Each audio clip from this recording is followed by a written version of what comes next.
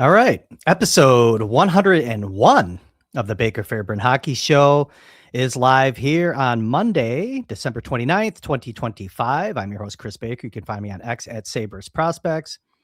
And with me, as always, is your Sabres beat writer for The Athletic. You know him, you love him. That's Matthew Fairburn. You can find everything that Matthew has been up to over at theathletic.com/Sabres.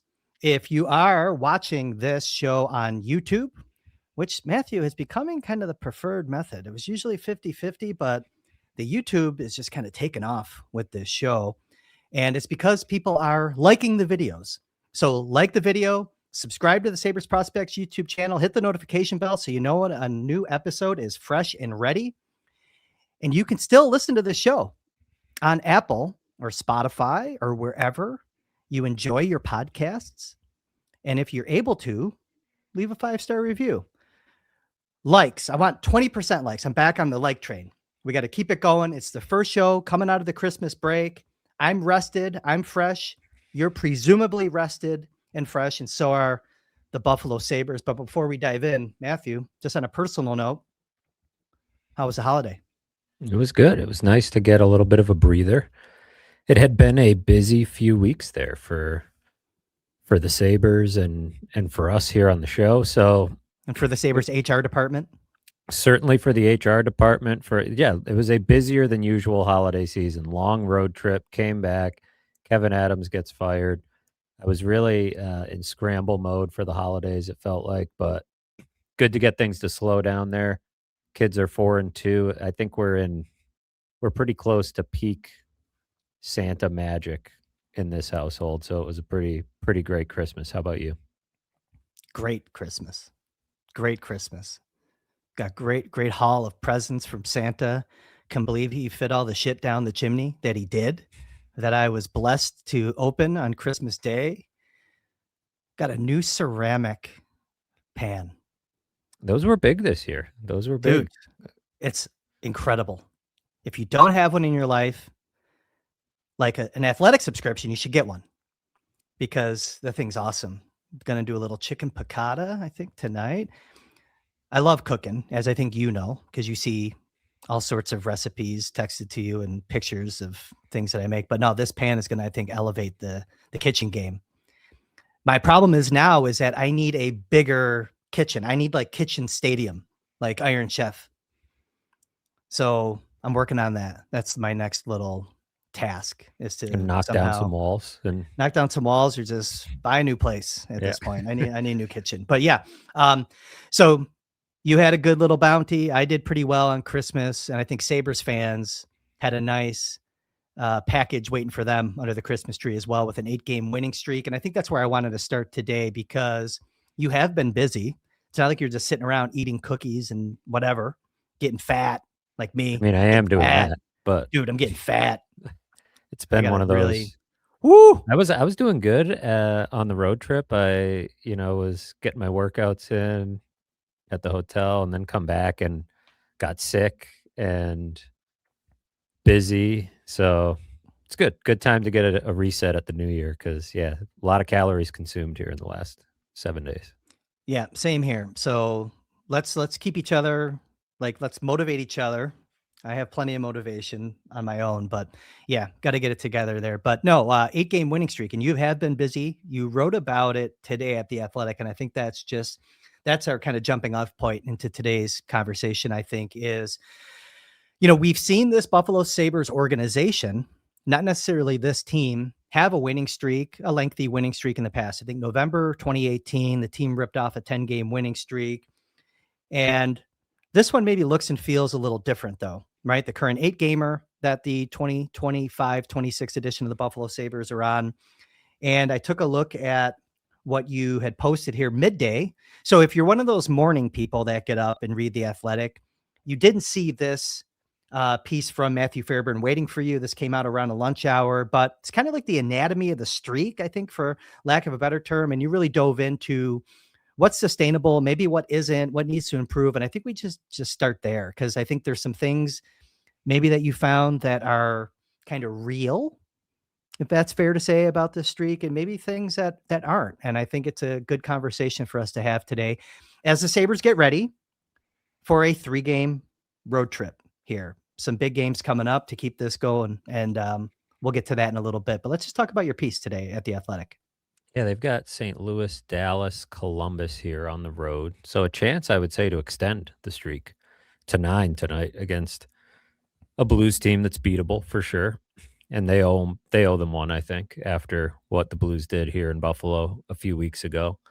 But it is interesting because I think in the moment of one of these streaks, it can feel like, from a fan's point of view, you can feel like you're on top of the world, right? Like you're never gonna sit there in the streak and try to compare it to everybody knows now in hindsight that 2018 was fool's gold. And they ended up missing the playoffs despite having a 10-game winning streak in a season, which is pretty unheard of. I'd have to go back and look how many teams have had a 10-game winning streak and missed the playoffs in the same season. It can't be all that many. But the big thing, I think the alarm bell that's going off with this streak that a lot of people, since we last spoke, a lot more people have pointed out that they're still way down in expected goal share at 5-on-5, which is sort of just a barometer of who's playing well and who's not. But the difference is that 10 gamer, they had 7 games go to overtime and shootouts. So, a lot of chances for that streak to end, and we know overtimes and shootouts can be a little fluky. So, there was definitely, I think, more luck baked into that streak. When I look at this one and I zoom out, is what I was trying to do today is like, okay, let's say they're getting a little bit of luck during this 8-game streak. Of course they are. Almost every team that wins 8 or more games in a row got a little luck along the way. Unless you're the Colorado Avalanche and you're just steamrolling through everyone right now, which is what they continue to do. 2 regulation losses in 37 games, I believe. Plus 63 goal differential. They are insane. They are fun to watch. This team is not that, right? This is not that kind of hot streak where they're rolling teams over. But anybody who's watched this team closely is seeing patterns in their game that are really encouraging. They're not living off of overtime and shootout wins like that team was in 2018. Yes, their expected goal share is down, but the number I extracted this morning that I think gets to what they're doing and a little bit what we talked about last time is they are allowing the 9th fewest high danger chances in the NHL during this stretch. And that is probably impacting that, along with the fact that they're playing with the lead a lot, is impacting their expected goal share a little bit. But to your point last week, they're doing this a little bit by design. They're playing a lower event style of hockey, picking their spots. I think you could point to the Dallas Stars early in the year, actually, as a team that maybe their metrics didn't look good, but part of it is because of how they play, right? They're not spamming shots from all over the place. They're really picking their spots and executing when they get their chances and then playing, that low event style the other way. That's what it feels like the Sabres are doing. And the fact that they're executing it, they're downloading the information that Lindy Ruff and the coaching staff is giving them, executing game plans, not panicking too much during the course of games, not when they get the lead. I was talking to Matthias Samuelsson on Saturday, and he said the biggest difference he feels is that they always used to find a way to shoot themselves in the foot and find a way to screw up. And now they're finding ways to win. And it's something that takes a long time to learn, but maybe they're starting to learn it. They're also getting the best goaltending in the NHL during this 8-game stretch, which is that sustainable? Probably not.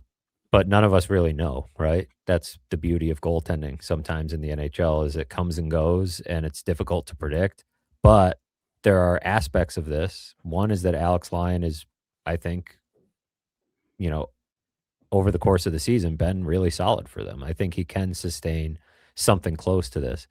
Maybe this level of workload, at least predictable for Ukko-Pekka Luukkonen, helps him get into a rhythm and helps him find his game because he's been solid too.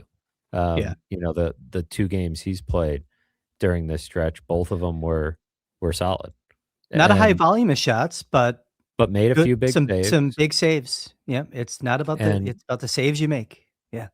So I think I mean, the lesson there is the obvious one that having two goalies is probably better for everyone, for the overall health of their goaltending picture. I think having a little bit more of a predictable rotation and, they went to Luukkonen on Saturday night, which was a bit of a surprise coming out of the break, but it's I not the end liked of the it. world. It's not the end of the world when you have two, right? I think Alex Lyon can easily say, "Okay, I'll be back in the net Monday," instead of when you had three, and it's like, "Well, now when am I going to be back in the net? Am I being pushed to the side?" And it's just a different rhythm that you can find. So the goaltending probably not sustainable. Are they going to have the best goaltending in the league the rest of the way? I would guess not.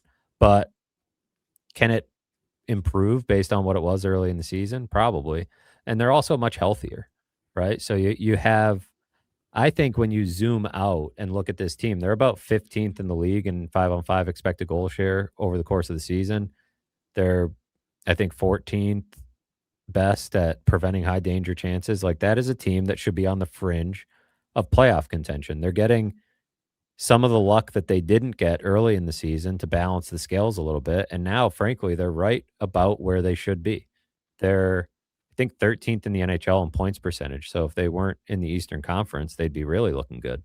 But the other, they're playing well in the division, right? They've got what, 7-2-2 7, record in the 2, and Atlantic, 2. It's the best record in the Atlantic Division which within is the a division. really encouraging sign because you're going to be in a dogfight with all these teams down the stretch.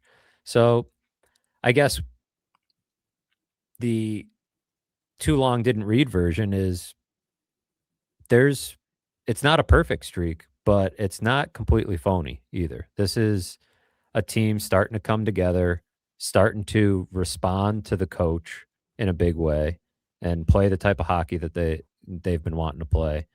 And there's no denying that they've gotten a nice organizational boost from the leadership change at general manager, and I think that helped spark some of this change because the crowd's been into it and the community's been into it and the players can feel that. And so it's created a lot of good energy around the group that hasn't been there probably since 22, 23, and even then I don't think it was quite this good. Yeah, 37 games in, Sabres are 19-4-4. And it's funny. So, they're not at the 14, halfway right? point. 19, 14, and 4. Yeah, what did I say? 19, 4, and 4. 19-14-4. Yeah, I don't know. 19, yeah, no shit. They're not 19-4-4. They're not Colorado. Yeah, 19-14-4. Yeah, you're right. I almost said it again there. But no, I mean, they're not halfway through the season just yet. And that 8-gamer is like 21.6% of the season that they played thus far. They just won it consecutively. For perspective, I mean, it goes to show you, though, the fact that they haven't like firmly put themselves in the top 8 in the playoff picture shows you how poorly they played to start the year. It's incredible. But to your point, yeah, 7-2-2 in the Atlantic Division. It's best in the division, like we were just talking about. And they're a good home team. 12-5-2. And I think in calendar year 2025, it was like them and Colorado had the best record on home ice, which is pretty wild. So I guess what this is telling us is it's interesting because now they have 3 games on the road. Dallas is going to be a tough one for sure. Dallas is always tough New in Year's Dallas, Eve. but That'll yeah, be it's going to a be fun it's going to be a tough environment for one, them. but they have to just bank road points any way they can get them the rest of the way. Keep playing well at home, keep getting good goaltending, all this stuff that you just mentioned, but start really ramping it up on the road. So now they've won 5 straight on the road. And that's another kind of interesting thing in this 8-game winning streak. Think about good home team, weren't so great on the road. It took them forever to get a regulation win on the road this season. And now here they are. They've taken actually 5 of these 8 that they've won consecutively have come on the road. They go into St. Louis tonight. St. Louis, I have them at 8-8-5 at home. They've kind of cleaned it up a little bit. I think they're 5-4-1. Is that right? In their last 10. But it sets up well, I guess. The Sabres are kind of rolling on the road. You have a team that's, average, middling at home. And St. Louis has a league worst goal differential. Minus 35. Yeah. So 13 worse than the Canucks. That's a now pretty with that brutal said, mark. though, right, this is where don't think you accomplished anything. Don't look ahead to Dallas. Got to take care of business in St. Louis tonight. And it's going to be You know, interesting now to see how what they do with the lineup too. We should get into that a little bit. well, so you mentioned not getting too far ahead. Don't look ahead to Dallas. And one of the things Matthias Samuelson mentioned is that Yarmo made a point of that in his remarks to the team when he first got the job about just focus on today. What can you do to help the organization, the team be better today? Right. And part of that was don't worry about the 14 years. Let's start fresh. But part of it was also don't look at the playoffs. Don't and we've had this conversation before when they put the standings up in the room last year, and you do need to know where you stand and where you're trying to get to. But I think there is some power in for this group in particular. You have an 8-game winning streak, throw it out the window. Today you're 0-0. Go try to win a hockey game and keep hitting the reset button, trying to win a hockey game over and over again is a little bit easier for this group to digest, it seems, than the drought and the pressure and the playoffs and the standings and everything else. Quit getting caught up in it. Just win a hockey game that night. And however you have to do it, even if it doesn't look good, even if it's, at times ugly, just go and do it. Just take care of business. And that's why I say there's been some people that have thought, well, oh, look, they're doing this with Kevin Adams' team, right? This Mhm. is making Kevin Adams look good, and to an extent, like it's not making him look bad, right? The roster is certainly we've talked about it. He collected some talented pieces, and not every move he made was the wrong move. I mean, Jarmo Kekalainen hasn't touched this roster essentially since he took over, but I think to me, the more I hear guys talk around the room and about sort of the impact Jarmo Kekalainen's made, that leadership is real. And some of that steadying presence, the confidence you have that, hey, when we need it, this guy's going to come through and get some help. He's not going to put it all on us the way they did in December last year with the answers are in the room speech, right? They've got credible leadership at the top. They've got, a couple of new executives that have come into the organization. It has definitely breathed some life into the place and created a different confidence.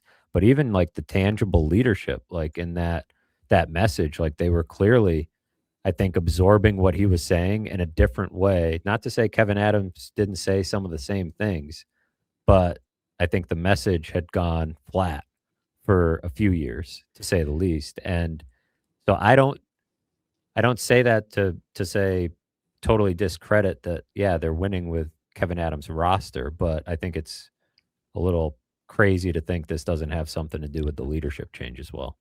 Well, I think they're winning with Kevin Adams' roster and Jarmo Kekalainen, his attitude change.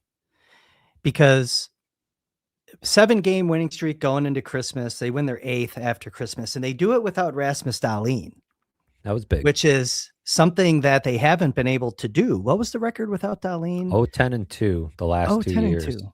coming into coming into Saturday night. So their first win in the last 2 seasons without the captain. And the way they did it, Bowen Byram steps up. Huge minutes. Matthias Samuelson, 3 points. Yeah, all three. I mean, they had an empty netter at the end, but the three, you know, actual goals, he was involved in every one. He had that huge hit at one end of the ice and then started the rush himself to set up McLeod for the first Mhm. goal. He had an assist on, which would have been a primary assist on what was Peyton Krebs' goal. Krebs deflected Thompson's shot, but it was Samuelson who got the puck to Thompson. And then he scored himself on a feed from Jack Quinn. So he had 6 hits, 2 block shots. I think he played about 25 minutes or so. He is one of in terms of on ice goals for defensemen at 5-on-5, he's in the top 10. I think he's 15th in the NHL among defensemen in points. He's got 18. So big offensive production from this guy. And to do that on a night, I think nationally people might peek in and look at Samuelson and say, well, he's playing a lot with Darlene. That's probably why he's getting these points and why these numbers. But to do that on Saturday night without him, I think shows you the confidence he's playing with, both ends of the rink. He is really ending so many plays with his physicality. And it's a little bit crazy to think like where they would be without him because he has been their best defenseman this season. I mean, Darlene is of course their most impactful player every time he's on the ice. We know he hasn't been, for the majority of the 30 games, he hasn't been his absolute best, but I still think he's still their best player. But as far as just defenseman, like playing in his own end, Samuelson's been rock solid. And to your point, Byram stepped up with a bunch of minutes. Power had one of his best games on Saturday. They're starting to get I think Byram and Power are starting to play some of their best hockey as of late, and that's definitely helping on this streak as well. Yeah, Matthias Samuelson, you're really starting to see it. And I was trying to look up. I mean, his age right now, he is 25. Yeah, so he'll turn 26 in March. His pedigree, like when he was in juniors and at Western Michigan, defensive defenseman, territorial, had some physicality, but this is part of that becoming a man that you talk about. And it makes me wonder if fans that are hard on Power are seeing what's happening with Samuelson and maybe are saying, okay, maybe we should be more patient with Owen Power. And that's a topic that I think you and I need to talk about is Owen Power. I kind of want to talk about Peyton Krebs too. So it's almost like pick your poison because I think the Krebs piece is really interesting with this team right now too, playing up on the top line and adjusting. I think he had to adjust, but where do you want to go with this here? Because I think there's a couple things to talk about, and I do want to talk about the lineup too. I still want to get into the lineup with Zucker coming back, Ryan Johnson and Roseanne go down. I mean, there's a lot of different directions that we can take here in the last 30 minutes or so that you and I are going to be together today. You want to talk about Power? Yeah, You want to let's kind of get dive into into that a little bit? Power. I feel like we're reaching an interesting point in the power discourse where people are pretty dug in on one side or the other. And the I think the analytics will tell you that he's a pretty impactful player for the Sabres in terms of, I mean, on Saturday night, they outshot the Bruins 20-3 when he was on the ice. Now, that's one of his best games of the season, but the way he transports the puck, gets it out of his own zone, he's not he doesn't have a very good shot. That's like a lot of Yeah. people really don't like, his lack of physicality. The thing that always drives me nuts is I just want to see him rip the puck. I feel like he should be able to at 6'6" or whatever he is. Like as an Yeah. offensive player, I feel like he really should be able to let it loose. It almost Some more feels like he's torque. Yep. he's like holding back sometimes, and trying to aim it instead of just really letting it rip compared to how you see Darlene shoot it. But regardless, he's pretty savvy in the offensive zone. Hasn't been a great power play player production wise. I don't love the urgency that he brings when he's carrying the puck up. It's not quite the same as Darlene, with the Mhm. entries and all that. But the But big thing effective. people yeah, the big thing people harp on him for obviously is the defensive zone play, and I think that's warranted. I think what's happened is that we have, if you're analytics minded, then you really like Power, and if you're not, you really don't, and I think the truth is somewhere in the middle. Like, to your point about Samuelson, like, this could be a guy that's taken a little bit longer that by the time he is 25, 26, he's not going to be crushing guys. He's definitely not going to play that way, but might understand better how to use his body to end plays and angle guys off and not make some of the mistakes he's made with defensive zone awareness and coverage. It's still a bit of an urgency issue for me. A lot of the stuff we talk about, even his shot, honestly, like it's like a lot of it is an urgency issue. Like, and I understand the people that watch him and think he's not aggressive enough, and that has nothing to do with hitting for me. It's just you want to see him be assertive and confident. He gets that way at times, and we're starting to see it a little bit. It felt like he was playing that way on Saturday night, but maybe there's just an in between that is the reality with him, right? Like he's not perfect. He has not been a game changing number one overall pick. He has not. He's probably not played up to, or he definitely hasn't played up to the $8.3 million salary, at least not nearly often enough. But is he a total bust? Like, I'm not going No. there. And I'm not, we've talked about potentially, what a trade would look like for Owen Power. And I'm still, open to that. I'm still, you know, I'm listening if I'm Kekalainen and people are calling on Power. But managing the asset properly is important too, and not selling low on a guy that could still be a really solid, you know, he's not going to be your number one defenseman because you have Darlene, but even if he's anchoring your second pair, it's pretty valuable. And 8.3 is, I think he can grow into that salary with the salary cap growing and make that work fine. So I don't know. I guess I just get caught in between on Power sometimes because I don't think I'm as down on him as some people are, but I'm not as high. I think if you just look at the analytics, you're missing a big piece of the puzzle with Power and some of the mistakes he makes that do show up pretty often. But you can't magnify those. Some of the plays he makes and some of the impact he has is hard to see if you're not watching closely too. So it's a weird balance with this player. 17 defensive zone giveaways for Owen Power this year at 5-on-5.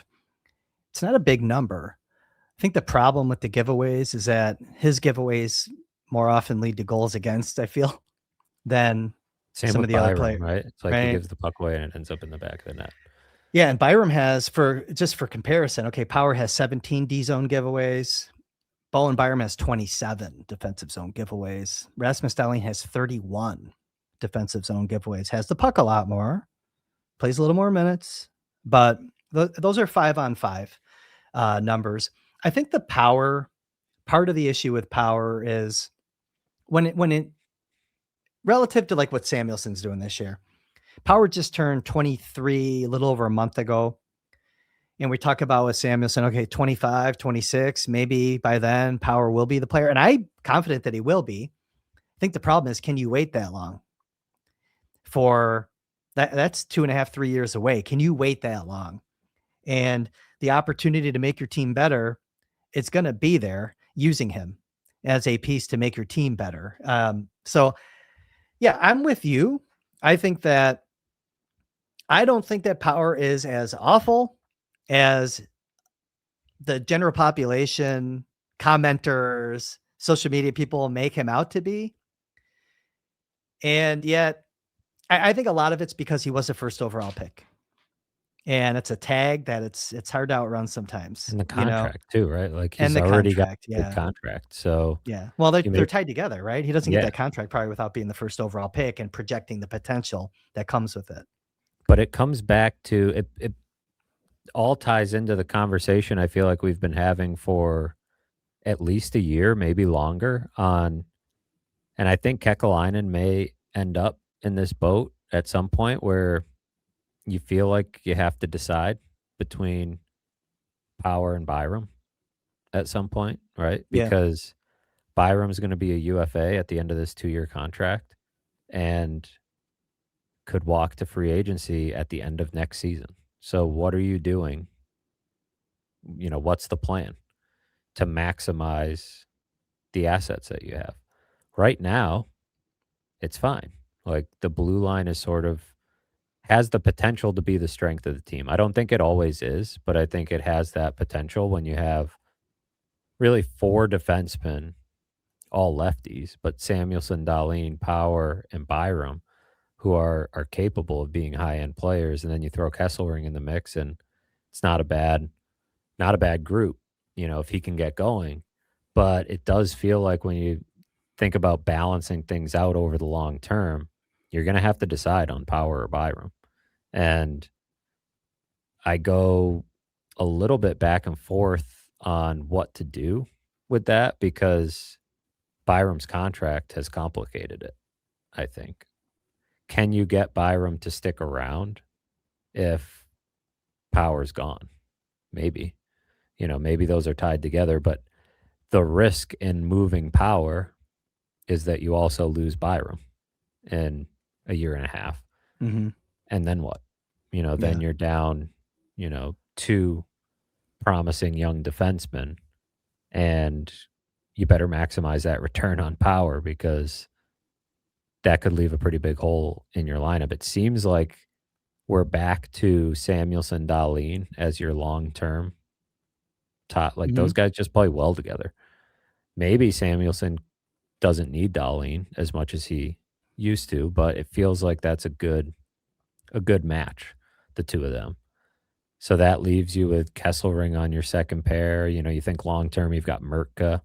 Yeah. You've got Ryan Johnson, you've got Sturbach, you've got, this is all long term, but, Novikov maybe at some point, Kleber, another Kleber. righty. Yeah. So, yeah, you've got a lot of righties coming up, Mhm. but figuring out a way to manage these lefties and how they all fit in long term is the big question mark. And I think the big decision that can probably wait until the off season, especially with the team playing the way it is, but it's constantly on my radar because it just feels like that Byram contract has set a little bit of a clock on this.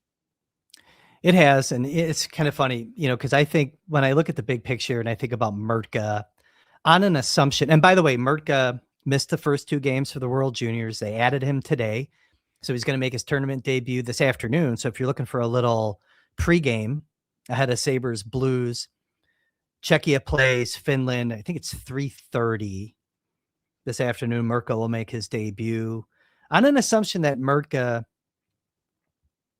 moves through the ranks pretty quickly. And it's not a certainty, but on an assumption that he does.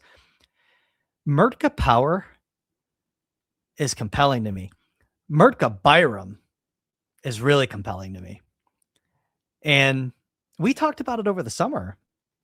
A lot of the conversation was Kevin's got to do something like move Byram. And we were saying, well, wait, is it Bowen or Owen? Like, this isn't a new conversation, basically. It is going to be hard to keep both of them long term. I don't think there's any question about that. But I don't know where I go either on this. But I think that, and that's a conversation that we could have to your point later in the season, probably in the off season. Just isolating Power though right now, he needs to produce more offense also. And if he can produce more offense, maybe the heat kind of gets down, like it's tamped down a little bit. His offense is just way down this year, production. What does he have? 10 points? I think he's got like 3 goals. He needs to get the offense going a little bit more. Does that sound right? Yeah, Um, 10 points. And like I 10 said, points. he's got no points or no, yeah, he's got no points on the power play, which Doesn't seem right. he gets a lot of power play time. To have Yeah. no points on the power play is, I mean, he had 6 power play points last year, 6 the year before, 8 the year before that. But yeah, this is a guy that was 35, 33, 40 points in the last 3 seasons. He's sitting at 10, pacing for just over 20. His ice time is a little bit down this year. Um, he's at 20.48. He was up over 23 as a rookie, just under 23 the next year, a little over 21 last year, and just under 21 this year. So -5 this year, was -13 last year.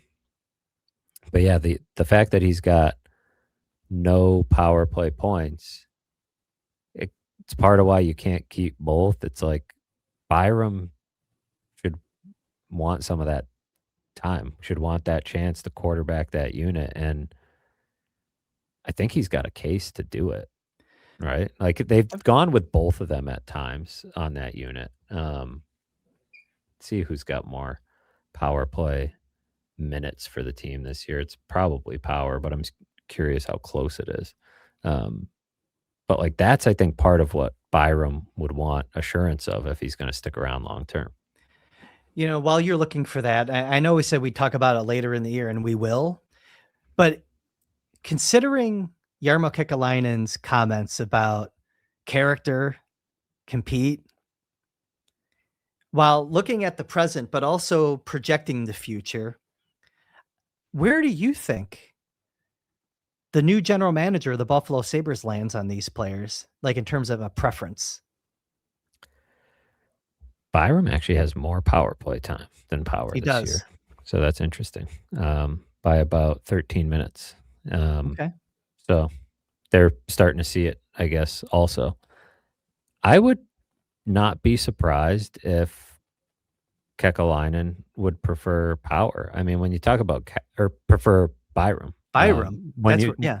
when you talk about character and compete, I mean, there's not too many guys in that room that are more well liked than Bowen Byram. I feel like he's just one of those easy guys to get along with, and a great guy to have in the dressing room, and a winner, right? One of the few guys that's actually tasted winning and kind of knows what it's like. You could probably flip on that tape from the playoffs and the run that Colorado had and have a pretty good feel for the type of competitor that you're getting in Bowen Byram come playoff time. And I mean, I think everybody's mind when Kekalainen made that comment, a lot of people went to Power, right? That skill is about more than, or talent is about more than skill. I think a lot of people, fans, definitely a segment of the fan base, went right to Power. I don't know if that's exactly what Kekalainen was driving at, but when you compare these two players in that aspect, I think Byram, brings a bit more to the table there, and he's bringing more offense to the table this year for sure. He's got 18 points. Um, he's got 3 power play points. So it's like when he's out there with that group, it's he's producing more than Power is. So if we compare to last year, let's see how stark the difference was with power play time last year. Um, Owen Power had 34 minutes more power play time than Byram did last year, and he's pacing to have 20 less this year. So a pretty big swing in terms of how that's changed, and maybe that's a sign of. I mean, certainly, I think if you got a true, honest Lindy Ruff moment and asked who he preferred, I think Byram would I be think the answers are there. would Yeah. be the guy, right? Like, Hmm. um, not just because of the Western Canada ties, but Yeah. um, just I will also say, because it's part of the same conversation, the way Byram, so he's had some turnovers, right? I think they show up a little too often in the defensive zone. Still a problem in his game. One of the things I'm noticing lately is that he is getting the puck out of the zone cleaner. And that doesn't, he had a turnover in the Boston game that ended up in the back of the net, or at least whether you want to call it a turnover or just a failed exit, right? He was along the boards and coughed up the puck. That is the big question I have about his game. Cleanly getting the puck out consistently. There was a change in his metrics in that regard when you look at all three zones tracking data. There was a big change pre and post concussions. When he had all those issues with concussions, and that would check out that it would take a little while to get back to the player you were before that. If he can get there, that is a big piece of the puzzle for him. And the skating is great. The offensive instincts are showing up, and the leadership's all there. So I think you could convince him to stick around too. But Hmm. it does feel like not he's not going to sit in your office and say it's either me or Power. But in a roundabout way, he might say, Yeah. "Am I getting these power play minutes? Am I His, playing his agent will. 25? Yeah, am I playing Yeah. 25 minutes a night?" Yeah. Uh, you don't have to get rid of Power, but you got to stop giving him Bo's minutes, basically. Um, and that would lead you to probably want to get rid of Power and, get something back for him. So, becomes a fascinating conversation that for now it's just a luxury that they've got both, especially with Darlene. He'll be back meeting the team in St. Louis. He was in Sweden tending to his fiance. But with that situation, you don't know if there might be another point that Darlene, I don't know for sure, but you just don't know, right? It's a bit of an unknown. And I think Darlene hasn't been fully himself. We've also seen that Darlene, he's gotten banged up in the past. Last year, he was banged up quite a bit. So I think you live with the luxury right now of having both of them, knowing that a decision probably has to come, I would say, this summer at some point. Yeah, with that 8 million plus that Power has, you're going to need a little more wiggle room on the cap if Yarmo wants to add beyond retaining Benson. He's got a couple big ones: Stone, Tuck. Benson, I Doan, mean, Tuck, Kesselring, Malenstein, Malenstein. Yeah. Krebs, right? Krebs is next year. I think it was a 2-year deal that he It was a signed at the beginning 2-year of last deal year. of last year. Yeah. So, yeah, you have to do some. It is Krebs. I don't have it. Roseanne's an RFA. I got to double check Krebs. I think you might have Krebs one more. I didn't have him written down on my list, and now I'm concerned. But Yeah, he's an RFA. Benson's an RFA. yeah, Malenstein's a UFA. Doan's an RFA.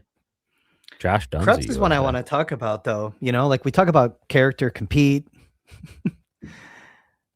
Peyton Krebs is definitely not short on character and compete level, and playing up on that line with Thompson.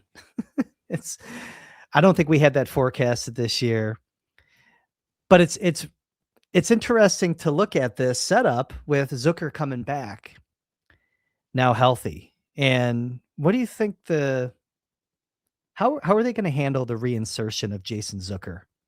Well, Zucker Because I don't mentioned it know if on Saturday. He was the dead dead weight. weight, right? Yeah. They're 8-0 since he That exited the levity is lineup. good in the room from a guy like that. But It's um, con you with know, him, it's constant. It's like you can't ask him a question and get a straight answer hardly ever because he'll just be like constantly, busting balls about something, and you're yeah. like, all right, because you're trying to ask like, oh, what do you think's been different? About no, nothing's been different, just you guys. You guys, think we're so great now. So, that's good, but I swear it's especially this year, he's even more comfortable in that regard, which to your point is good. It's part of having that veteran around the room, you know, having some adults around the room that are comfortable in their own skin. But it does become an interesting question. Lindy Ruff is he doesn't like changing the lineup too much when things are going well. And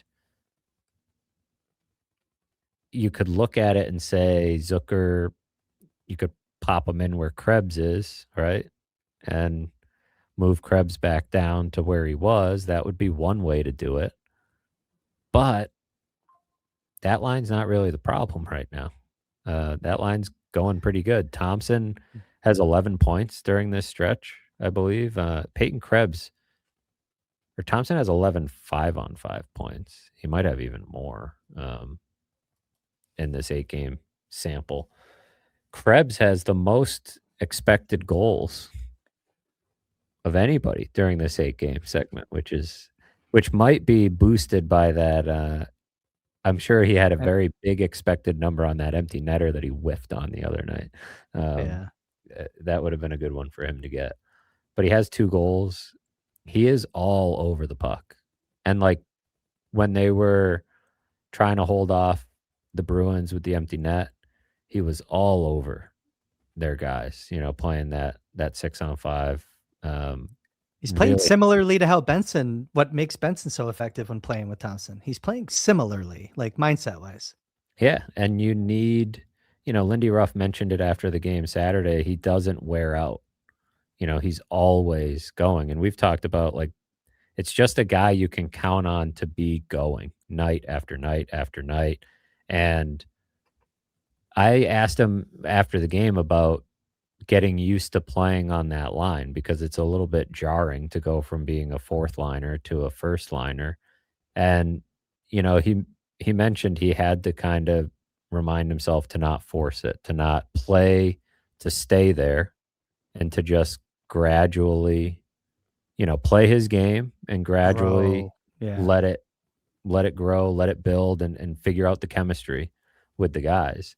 And it's working. I mean, he's got the problem early on when he was on that line is I think he was forcing it, trying to make plays in the defensive zone, getting the puck out, that it's like, just do what you do when you're on the fourth line and just get the thing out. And that line could probably use Tage Thompson could always use more of that, right? More simplicity around Mhm. him. And now he's got two guys that play simple, hard, and direct with Doan on the other side. And it definitely seems like it's working. You could put Zucker back with McLeod and put Benson back up top. That would be a way to do it. You could also just take Jack Quinn out and put Zucker in there. Move Benson over to right wing, Zucker on left wing, or vice versa, and take Quinn out of the lineup. Because I don't think you want to disrupt too much of what's going on your fourth line, which has been a pretty good group. You don't want to mess with Osland, Norris, and Tuck. So, or maybe you let Zucker take his time. I don't know. But Yeah, considering you sent Roseanne down, it feels like they're ready to get him back in. that's kinda where I'm at. I mean, it was inevitable, I think, that Roseanne was gonna go down when they made it official, like, "Okay, Zucker's coming back." They're not gonna use him as this guy waiting on the sidelines to keep the others honest. I think they're gonna want him to play. Zucker's missed, what, 16 games this year, I think? Sabres have played 37. Zucker's appeared in 21, and he's tied for 7th most in points on the team. Um, Good in front of the net. It could be a spot where you play with Osland, right? You could put Osland I think out, Oslo and with Thompson, that would be another way to do it, right? It's all but then it, now you're really starting to jumbling jumble that everything. Lindy's gonna want to avoid doing. It feels like if you were to healthy scratch one guy right now, It's Quinn. it's Quinn, right? So, Yeah. and McLeod and Zucker play well together. So I think that would be a spot I would look at. Just don't think you can mess with. You're going to lose eventually, and then maybe you have a little bit more. Lindy Ruff likes to keep things going when they're winning, and I don't know if he's going to want to mess with Krebs and kind of the chemistry I that don't he's built know, there. I man. also don't know that Zucker with Thompson and Doan is like the ideal trio when you're sketching No, it's things out, not. I just especially don't his like first game Benson. back. He's not in rhythm. I just don't like Benson McLeod Quinn. Just don't like No, it. it's not working. Yeah. It's been a pretty bad line in terms of the share of the chances when they're on the ice. They have put up some points. I mean, McLeod scored the other night. Quinn's gotten on the board, but that would be the line I would be looking to shake up, if That's any of them. probably your compromise then. Like, keep the Thompson line as is, keep the Norris line as is, sub in Zucker for Quinn, keep your fourth line just kind of rolling, I which would is like to really, eventually man. see Osland with Thompson, though. I do like that idea because he is so good defensively. Yep. Like, they don't in the last 8 games, they have not Osland and Norris have not been on the ice for a 5-on-5 goal against. Just steady. Um, One of the best Who- expected goal shares on the team at 5-on-5. Like, Osland has been rock solid, and I think playing the wing is helping take the faceoffs off his plate, and I think it would almost be the ideal match with Thompson in that he can alleviate some of the defensive responsibility, and Thompson can Playing center. alleviate Yeah. some of the faceoff responsibility because Thompson's been okay, better than Mhm. Osland anyways at the draws. Yeah. Who isn't?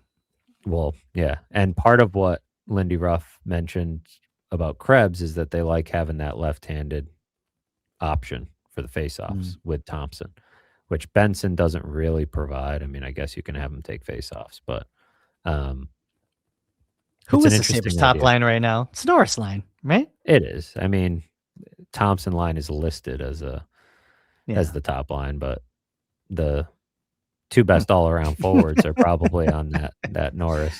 I Maybe the think 3 so. best Yeah, all-around hey, forwards are on. seriously. Now you're starting to go I mean, on. We're drafting off the but, conversation we had now. All right. but Like, he's not, I mean, Tage is still your best point producer, right? He's still your most yeah. pro offensive player, and so he is going to, you do wanna build it to some extent around him and what maximizes him, but the fact that he's scoring the way that he is, Doan has been excellent during this. I mean, Doan's been excellent all season, but he seems like a nice match with Thompson. They've At this point, it feels like so many of these guys have played with one another, which is a good spot to be at, I think, at this point in the season when you're trying to mix and match and figure out the combos because it feels like everybody's played with everybody at this point, or close to it, outside of the fourth liners. But even those guys have gotten bumped up at times. So one of the silver linings of injuries, I guess, is that you get a little bit of continuity, a little bit of familiarity with some of these, guys that wouldn't have otherwise played with each other.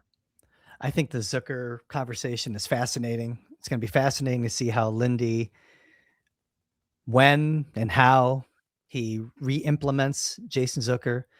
Um, just given how the team is playing right now and how they're rolling. 8 consecutive victories, 7 before the break, 1 coming out of the break. That one coming out of the break without their captain, the Yarmo effect is seemingly real. Let's do an injury update real quick, Matthew. You got anything on injuries before we head out of here for the day? Colton Ellis, um, any of the other guys that are Ellis has kind of been on banged the up? I know ice, but Kozak. Yeah. still on injured reserve. Kozak has been practicing as well, almost ready to come back, I think, but they're still trying to get him some practice time. We mentioned Danforth, Danforth. Kulik, nothing, right? Like right now, this Danforth long term broke his still. kneecap Mhm. whenever that happened early in the year. So that is, um, oh, it looks like Kozak is off injured reserve, according Okay. to the media site. So but Zucker is not yet. So maybe Zucker doesn't go tonight, um, and they give him another Ellis day. is still listed on there, right? Ellis is still listed on injured reserve, and so Because they've had they're dragging their feet on that one, I think. I mean, he's been back practicing for a little bit, so you think a conditioning assignment is going to be used for Colton Ellis? it would be a smart move to buy them a little bit more time and get him the net, right? Get him some runs, some games, and see what he looks like down there. Would you use a conditioning assignment or would you just outright waive him thinking that you could sneak him down? Might be a good time to try it, coming off You know what a I long mean? injury. Because, a conditioning assignment makes sense to buy time, but what if he goes down there and has like 3 shutouts? Right, he's great, And and then you then get, and then, yeah, it's like, now and you're then, you stuck know what I again. mean? Then you're stuck again. At Yeah. some point, you need to probably take the risk and try to waive him, right? At some I think point, so. I you think so. know, Yeah. it's working pretty well with Lyon and Luukkonen. We know you could find a trade partner for Lyon, but we've discussed why we think that's kind of a crazy idea. Luukkonen is a harder trade partner to find, especially in season.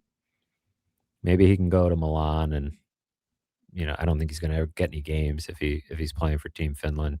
Stuck behind 2 pretty good goalies there, but maybe the rest of the season boosts his trade value a little bit. But Don't don't Olympic rosters have to be finalized like soon, this shortly week? after the New Year, I think.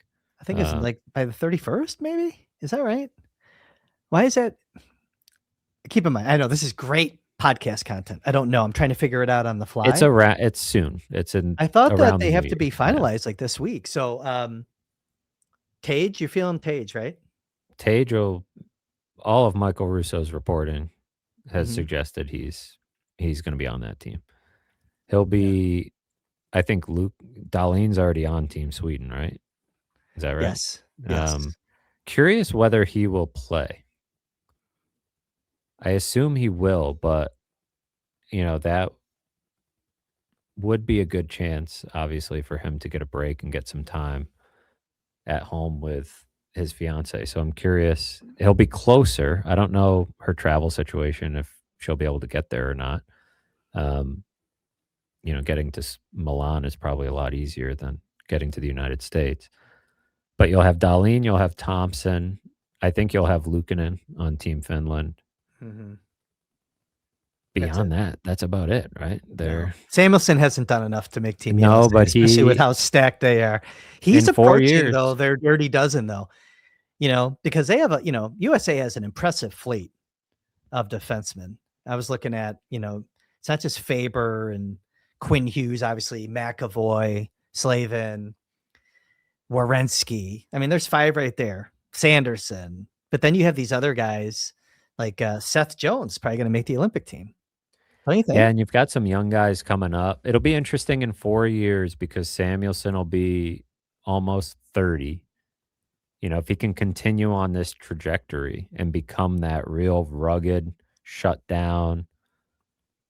I'm not going to say that he's going to be a Jacob Slavin, but if he can, you No, know, but he's pushing. Like, I but think if he he's can be starting to that push type, that top 12 bubble. Yeah. you're looking for types, right? You're not just Yeah. looking for the guys that got the most points. You're looking to put a team together. So I think he's probably got their attention a little bit. If he had been Adam Fox. if he'd been Jeez, I forgot his name. healthy for the Yeah. last 2 years, maybe he would have already been on their radar, but definitely making an interesting case. This was probably Tuck's last and best shot, and I don't think Yeah. he'll make the team. He was probably just on the outside Although looking in. Shayna had Tuck ahead of Tage based on her analytics-based view of building out Sure. I Team mean, yeah, if USA. you're building a team, I get Yeah.